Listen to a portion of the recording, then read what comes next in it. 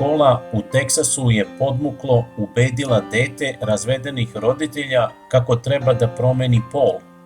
Njegova temeljno indoktrinirana majka je na to dobrovoljno pristala, a ocu su oduzeli status roditelja jer nije hteo da mu kastriraju sina. U Engleskoj već masovno menjaju pol deci, odnosno ih kastriraju.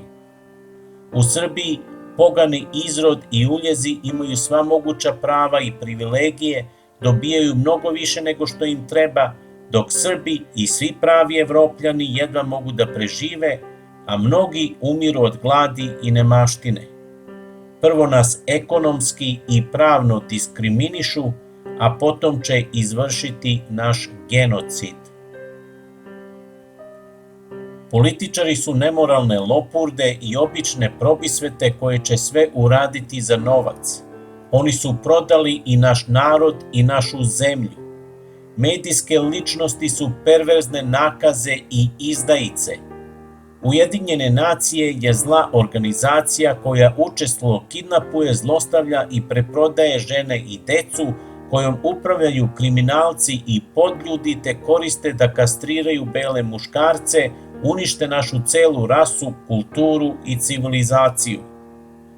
Nevladine organizacije su skupina prodanih duša i nastranog izroda koji će sve uraditi za novac pa i pomagati pervertima i podljudima da istrebe naš narod.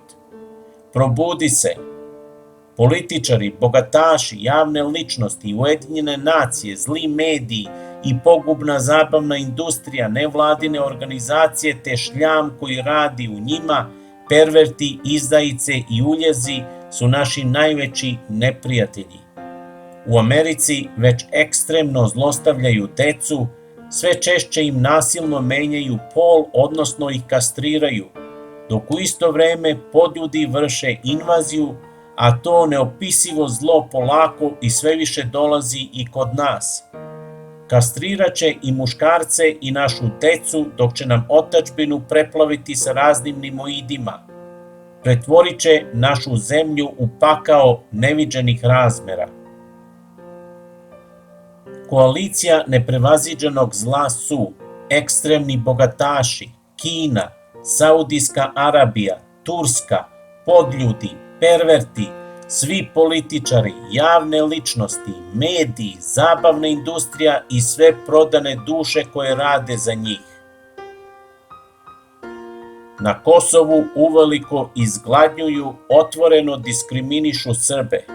Prodali su i izdali Kosovo i Srbe koji žive tamo, a to će isto uraditi i nama, to će isto namestiti i ostatku Srbije i svim Srbima, svim pravim Evropljanima. Ono što se dešava na Kosovu će biti i ovde. Izrod prima pare da to nama uradi.